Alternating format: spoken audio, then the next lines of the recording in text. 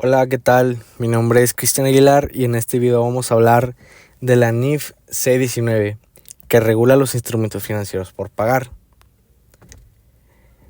Esta norma es muy importante porque establece cómo deben reconocerse, evaluarse, presentarse y revelarse las deudas de una empresa.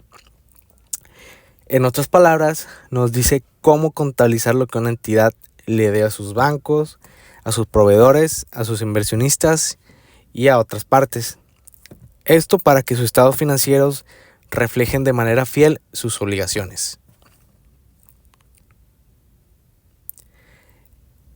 El objetivo de la NIF C19 es establecer normas claras de evaluación, de presentación y de revelación para que los instrumentos financieros por pagar sean claros. Es decir, regula cómo las empresas deben registrar las deudas que surgen de contratos financieros y cómo debe mostrarse en los estados financieros para que los usuarios de la información puedan evaluar con precisión la liquidez y el nivel de endeudamiento de una empresa.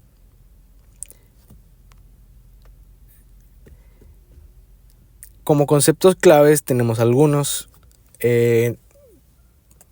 Tenemos los instrumentos financieros por pagar, que estos son pasivos contractuales que obligan a la empresa a entregar efectivo u otro activo financiero en el futuro, como por ejemplo los préstamos bancarios, las cuentas por pagar, la emisión de bonos o pagarés. Estos se clasifican en dos. Se clasifican en el corto plazo y en el largo plazo. A corto plazo sería como cuando vencen en menos de 12 meses, como un crédito de proveedores. En cambio, en el largo plazo es cuando vencen después de un año, como un préstamo bancario, como digamos a 5 años, un préstamo bancario de 5 años o la emisión de bonos. Otros conceptos importantes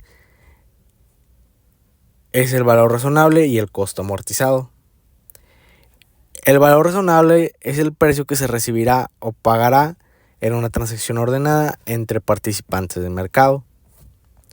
El costo amortizado es el valor al que se reconocen los pasivos financieros después de considerar el interés, los pagos y actualizaciones.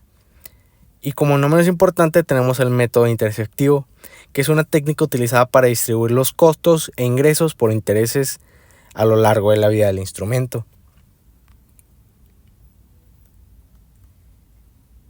En el reconocimiento y evaluación tenemos que al momento de contratar la deuda, la empresa debe reconocer el pasivo al valor razonable de la contraprestación recibida. Generalmente el efectivo recibido o el valor presente de los pagos futuros es este. La evaluación posterior es después del reconocimiento inicial. Los instrumentos financieros por pagar se evalúan usando el costo amortizado o el valor razonable, dependiendo del tipo de deuda. Esto significa que los pasivos se actualizan para reflejar intereses devengados y pagos realizados. Un ejemplo es que supongamos que una empresa recibe un préstamo de 100,000 pesos en un año.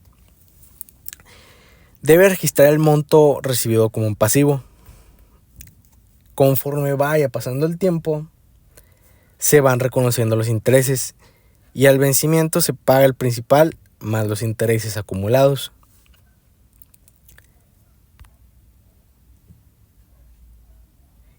En la presentación y revelación tenemos que la presentación es en el balance general.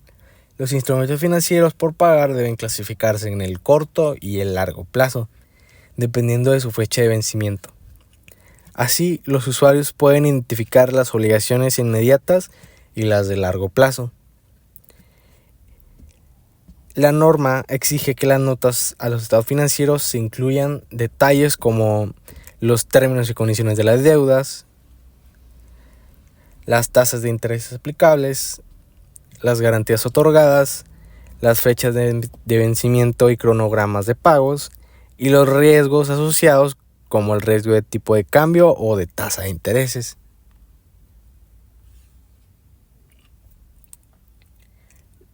La NIF C19 es clave porque garantiza que las deudas de una empresa no pasen desapercibidas. Si no existiera esta norma, una empresa podría ocultar préstamos o manipular la forma en que se presentan sus pasivos. Gracias a la NIF C19, los estados financieros muestran de manera transparente cuánto debe la empresa y bajo qué condiciones.